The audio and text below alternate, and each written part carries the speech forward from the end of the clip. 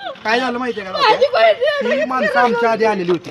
त्यांनी काय केलं, ती दोघं जण आतमध्ये जी होती, जी पोस्टमॉर्टम करतात, त्यांनी त्यांना आतमध्ये नेलं. त्यांनी फक्त आहे ना इथलं वरचं त्यांना दाखवलं आणि त्याची नावाची पाठी दाखवली. तो पण तो लगेच काय म्हणला, ही आमची बॉडी, ती घेऊन गेली. आणि ती परत नंतर आमची बॉडी आम्ही गेलो, आम्ही म्हणलं उघडून दाखवा. तो म्हणला नाही नाही नाही उघडून बिघडून नाही, एकच बॉडी, ही तुमची बॉडी. ही गेली. ॲम्ब्युलन्स आमची वाईमध्ये पोहोचला, दारात बॉडी काढली, सगळ्यांना तोंड दाखवण्यासाठी उघडलं. तर ऐका की 52 वर्षाच्या म्हाताऱ्याची बॉडी आम्हाला दिली, आमची बॉडी 25 वर्षाची. ऐक ती झालं, आमची बॉडी इथं आली. त्या माणसाला सुद्धा इथं बोलवलं. मी त्या माणसाला विचारलं की तुम्ही बॉडी घेऊन गेला, तुम्हाला तोंड दाखवलेलं का? तो म्हणला तोंड नव्हतं दाखवलं, फक्त इथनं फक्त ही डोळ्याचं इथलं उघडलं, तिथं पाठी लिहिलेली दिसली. मी म्हणलं आमचीच बॉडी आहे. पुन्हा आम्ही घेऊन गेलो. ऐक की, तर त्यांनी तिकडे नेऊन अंत्यसंस्कार केला. नंतर ती दोघं जण मॅडम इथं आले, त्याला घेऊन आले. तर तो मॅडम मला काय म्हणली, ह्याने आम्हाला लिहून दिलंय की ती बॉडीचा अंत्यसंस्कार केलाय, ती बॉडी आमचीच आहे, म्हणजे त्याचीच बॉडी आहे म्हणून. आणि इथली बॉडी त्याला दाखवायला आतमध्ये नेलो, ती बॉडी उघडून दाखवल्या. म्हणतो अहो नाही, ही बॉडी आमची आहे. ही काय मग, ही पण बॉडी त्याची, ती पण बॉडी त्याची, मग किती बॉडी त्याच्या होत्या? आम्ही बॉडी जमा केली, जमा केली आम्ही बॉडी. आम्ही दुसऱ्याच्या ह्याच्याशी खेळू शकत नाही सर. आता सर म्हणते त्यांच्या जवळच्या माणसाला दाखवायचं. मी आता सिव्हिल सर्जनशी फोनवरून बोललो. सिव्हिल सर्जनचं म्हणणं आहे याच्यामध्ये आमचा काही पार्ट नाही. डॉक्टर करपे साहेबांशी मी स्पष्टपणे फोनवरून बोललो की हा जो काय सावळा गोंधळ झाला आहे, नेमकं काय त्यांचं म्हणणं आहे. पोस्टमार्टमची पत्र पोलिसांकडून भेटतं, पोस्टमार्टम केल्यानंतर बॉडी आम्ही त्यांच्या ताब्यात देतो. हँडओव्हर करताना तुमचा डिपार्टमेंटचा माणूस असतो, तो हँडओव्हर करतो बॉडी. नेमका हा प्रकार पुण्यामुळे घडला. डिपार्टमेंटचा माणूस नव्हताच, पण तिथे नव्हता. तिथं कोण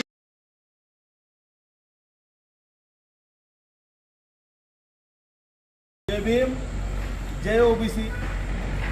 आज सातारा जिल्ह्यामध्ये अतिशय मनाला वेदना देणारी घटना घडली. यामध्ये सातारा जिल्ह्याचे जिल्हा शल्यचिकित्सक मान्य डॉक्टर करपे सर यांच्या निलंबनाची ऑर्डर सकाळी 11 वाजता आम्हाला सोशल मीडियाच्या माध्यमातून प्राप्त झाली. मनाला वेदना देणारी घटना एवढ्यासाठीच म्हटलं की आमचा संघर्ष हा इथला चतुर्थ श्रेणी कर्मचारी असेल किंवा क्लास 1 अधिकारी असेल, तो कुणालाही थांबलेला नाही. चतुर्थ श्रेणी कर्मचाऱ्याला सुद्धा मागासवर्गीय असल्याची भावना या प्रशासनाच्या कारभारामध्ये दिसून येते.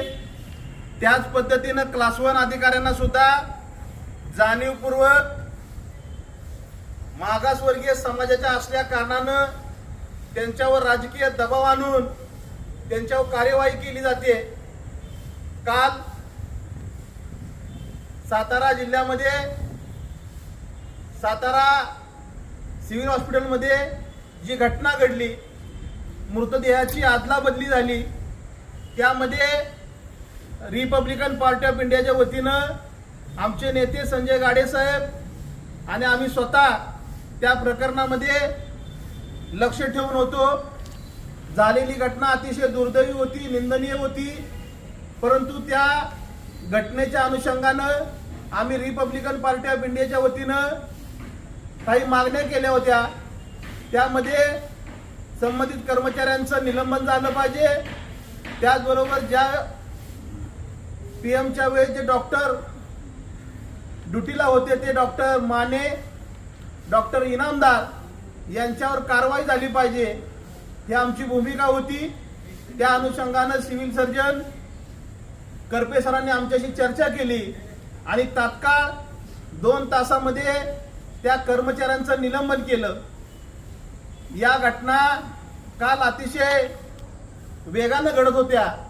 अतिशय काल सातारा शहरामधलं आणि जिल्ह्यामधलं वातावरण हे अतिशय दूषित झालं होतं आणि या महिन्यामधील ही दुसरी घटना होती. सर्वसामान्याला या सगळ्या घटनेच्या वेदना होत्या, परंतु याचा बळी हे करपे सर होतील अशी आमची अजिबात भावना नव्हती. कारण तिथला SC, ST, NT, VGNT, OBC हा प्रशासनाच्या सत्तेवर बसला पाहिजे. जोपर्यंत आरक्षणाची जी संकल्पना डॉक्टर बाबासाहेब आंबेडकरांनी घटनेच्या माध्यमातून आम्हाला दिली, आम्ही या ठिकाणी प्रशासना ताब्यात घेतलं पाहिजे आणि आमच्या लोकांचे प्रश्न सोडवले पाहिजे, यासाठीच हे खऱ्या अर्थानं आरक्षण आहे. आणि करपे सर हे ओबीसी समाजाचे आहेत आणि ओबीसी समाजाचे असल्यामुळं इथल्या जातीवाद्यांना एक ओबीसी इथला जिल्हा शल्य चिकित्सक होतो, हे पोटात दुखत होतं, यामुळंच कालच्या घटनेचा फायदा घेऊन गैरफायदा घेऊन त्यांच्यावर आज तडकाफडकीचं निलंबनाचे आदेश झालेले आहे. सदर घटना आम्ही रिपब्लिकन पार्टी ऑफ इंडियाच्या वतीनं त्याचा जाहीर निषेध करतो. गेल्या 15 दिवसापूर्वी आपण जर पाहिला असेल तर सातारा जिल्हा परिषदचा जो राडा झाला, त्या राड्यामध्ये इथले एसपी इथले कलेक्टर हे दोषी होते. रिपब्लिकन पार्टी ऑफ इंडियाच्या वतीनं आम्ही या दोघांच्या सुद्धा निलंबनाची मागणी केली होती. विधानसभेमध्ये विधान परिषदेमध्ये या संदर्भानं मंत्र्यांनी आवाज उठवला. उपसभापती नीलम गोरेंनी या संदर्भानं इथल्या एसपीना निलंबन केल्याची घोषणा केली, परंतु इथल्या सवर्णांना वेगळा न्याय, इथल्या ओबीसीला वेगळा न्याय, इथल्या एससीला वेगळा न्याय हे या पुरोगामी महाराष्ट्रामध्ये चालणार नाही.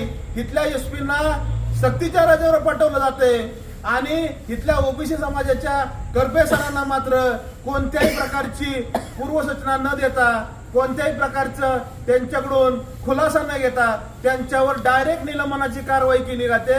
ही घटना या महाराष्ट्राला न शोभणारी आहे.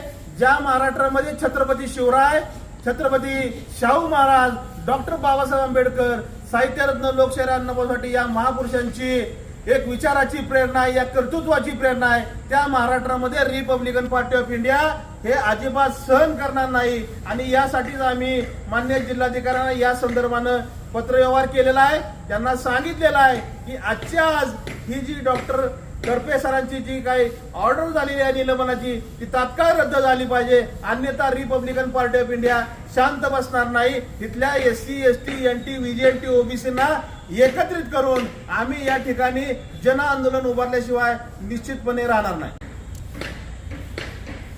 जिल्हा परिषदेचा घनशाघोळ अवघ्या महाराष्ट्रानं बघितलेला असताना अगदी पत्रकारांना छाती ठोकून सांगणारे जिल्ह्याचे दोन्ही मंत्री आणि भाजपचा जिल्हाध्यक्ष हा ठणकावून सांगत होता की सीसीटीव्ही फुटेज सगळं उपलब्ध आहे, कोर्टामध्ये सादर केलं जाईल. मात्र काल परवा बातमी बाहेर आली की सदर ठिकाणचे सीसीटीव्ही फुटेज चालूच नव्हते. ज्ञानेश्वरानं रेडामुखी वेद बोलावला होता, ज्ञानेश्वरांनी रेड्याच्या तोंडून वेद बोलावला होता. मात्र इथले प्रस्थापित राज्यकर्ते आहेत, इथले जे प्रस्थापित अधिकारी आहेत, हे एवढे रेडे महत्वाचे आहेत की प्रत्यक्ष ज्ञानेश्वर आला तरी सुद्धा हे बोलणार नाहीत. एवढे गेंड्याच्या कातडीचे हे रेडे तयार झालेले आहेत. या रेड्यांच्या अनगोंदी कारभारामुळं जिल्हा परिषदेमध्ये राडा झाला, त्याची परिणिती ओबीसीच्या नेत्यांनी, सातारा जिल्ह्यातल्या ओबीसीच्या नेत्यांनी 30 लोकांमध्ये जी भरगच्च कार्यक्रम घेतला, प्राध्यापक लक्ष्मण हाकेंना इथं आणून वरती मागून जे घोडं दामाटलं, याचा हा परिणाम म्हणजे ओबीसी समाजाचा पहिला बली जिल्ह्यातला कोण असेल तर जिल्हा शल्य चिकित्सक डॉक्टर युवराज करपे. लक्ष्मण हाके इथं येतात काय, प्रस्थापितांच्या विरोधात ओरडतात काय, इथून निघून जातात काही, आणि दुसऱ्या दिवशी ओबीसींचे म्हणून डॉक्टर युवराज करपेंचा बळी जातो. मात्र ओबीसी समाज आजही शांतपणे उघड्या डोळ्यांनी बघत आहे. आम्ही रिपब्लिकन आहोत. रिपब्लिकन म्हणजे प्रजेच्या हातात सत्ता. आम्ही आजही समजतो आमच्या हातामध्ये सत्ता आहे. जरी यांच्या हातामध्ये राजदंड असला तरी सत्ता आमच्या हातामध्ये आहे. मात्र पुन्हा एकदा सातारा जिल्ह्यात अधोरेखित झालं. या पतिव्रतेच्या गळ्यात धोंडा, वेश्याला मणिहार. युवराज करपेंचं निलंबन ही गोष्ट अधोरेखित करते या की जो चुकलाय त्याला मोकळा सोडून द्यायचा आणि ओबीसीचा घावला की त्याचा बळी घ्यायचा, एसटीचा घावला की त्याचा बळी घ्यायचा, हा प्रकार घडलेला आहे. युवराज करपेंचं निलंबन हे 100% बेकायदेशीर आहे, घिसडघाईत झालेला आहे. म्हणजे युवराज करपेंना वेगळा न्याय आणि डॉक्टर नीलम गोरेंनी जो काय आदेश पारित केला त्याला वेगळा न्याय, ह्या दोन विरोधाभास निर्माण करणाऱ्या गोष्टी आहेत. याचा माननीय डॉक्टर राजेंद्र गवई साहेबांच्या राष्ट्रीय नेतृत्वाखाली राज्याध्यक्ष जगप्पा कांबळे, पश्चिम महाराष्ट्र महासचिव आमचे बॉस चंद्रकांत कांबळे, पश्चिम महाराष्ट्राचे संघटक गंगावणे काका यांच्या मार्गदर्शनाखाली आज आम्ही सगळेजणांनी जिल्हाधिकारी महोदयांना निवेदन दिलेलं आहे आणि शासनाचे प्रतिनिधी म्हणून हे आमच्या निवेदनाची दखल घेऊन राज्यपाल महोदयांना कळवा, ज्या राज्यपाल महोदयांनी डॉक्टर युवराज करपेचं तात्काळ तडकाफडकी निलंबन केलेलं आहे. दुसरी बाब, हा जो निलंबनाचा आदेश आहे याचा आणि काल घडलेल्या प्रेताची अदलाबदल झालेल्या घटनेचा काही मात्र संबंध नाही. सातारा जिल्ह्यामध्ये वावरणाऱ्या बाजारू पत्रकारांनी याची नोंद घ्यायची आहे. बाजारू पत्रकार एवढ्यासाठी म्हणायचं आहे की पाकिट भेटलं की रेट बातमी. त्या बाजारू पत्रकारांना आम्ही सांगू इच्छितो, कालच्या मृतदेह अदला बदलीच्या प्रकरणाचा आणि डॉक्टर युवराज करपेंच्या आजच्या निलंबनाचा अर्थार्थी काडी मात्र संबंध नाही. याच्या पलीकडं मुतायला गेलो तरी अॅट्रॉसिटी आणि हागायला गेलो तरी अॅट्रॉसिटी म्हणणाऱ्या खापऱ्या महाराणे याची नोंद घ्यायची आहे की तुझ्या गोंधळामुळे हे निलंबन झालेलं नाही. या निलंबनाची भूमिका वेगळी आहे. हा सगळा गोंधळ एका अर्भकाच्या आजूबाजूला घडलेला आहे, ज्याच्यामध्ये डॉक्टर युवराज करपेंचा हस्ते परास्ते दुराणीही संबंध नाही.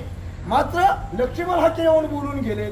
बळी कुणाचा द्यायचा, तर बळी हा बकऱ्यांचा आणि कोंबड्यांचा दिला जातो, वाघाचा बळी दिला जात नाही. म्हणून पहिला बळी जिल्ह्यातला कोण असेल तर ओबीसी आहेत म्हणून डॉक्टर युवराज करपेंचा हा बळी दिलेला आहे आणि याचा आम्ही रिपब्लिकन तीव्र स्वरूपात निषेध नोंदवतोय. आहे आम्हाला आमच्या पात्रतेवर उतरायला लावू नका, अन्यथा जे नेपाळमध्ये घडलं ते साताऱ्यामध्ये घराला वेळ लागणार नाही, तेवढी वेळ आणू नका. याची नोंद घेऊन राज्यपाल महोदयांनी निलंबनाचा आदेश तात्काळ माघार घ्यावा आणि ओबीसी संघटनेतल्या त्या धुरंधर नेत्यांना माझं नम्र निवेदन आहे, आपण कार्यक्रम घेत असताना किमान सत्ताधाऱ्यांचा व्यवस्थित करेक्ट कार्यक्रम कसा होईल असा कार्यक्रम घ्या, नाहीतर तुम्ही कार्यक्रम घ्याल आणि इकडे मात्र दुसऱ्याचा बळी जाऊन त्यांचा कार्यक्रम लागल अशा कुठल्याही उचापती करू नका. हे नम्र निवेदन करतो थांबतो. जय भीम, जय भारत, जय शिवराय, जय संविधान.